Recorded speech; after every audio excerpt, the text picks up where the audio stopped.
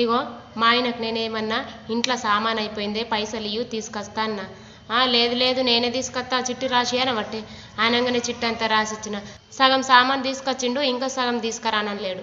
అవి ఏమైనాయి? సగమే తీసుకొచ్చినావు, ఇంకా సగం తీసుకురాలేవన్నా. ఏమున్నాయి అవసరమైతే అంట్లో నువ్వు రాసిచ్చిన దాంట్లో అనబట్టే అనగానే మంచి నువ్వు పౌడర్ లేదు, పేరన్ లవ్లీ లేదు, గోర్ల పెంటు లేదు, నెత్తికి కలర్ లేదు, స్టిక్కర్లు లేవు, ఇన్నిగానే మర్చిపోయేస్తావా నువ్వు అనన్నా. అంటే మర్చిపోలేను నేను, ఏంటికి అవసరం అని తీసుకురాలేను అనబట్టే. అందుకే మనమే పోలే సామాన్కు. వాళ్ళకి రాసిచ్చినాం అనుకో వాళ్ళు దేరు. ఏంటికేం పాడు, మనం పోతాం సామాన్ కంటే నమ్మనే నమ్మరు.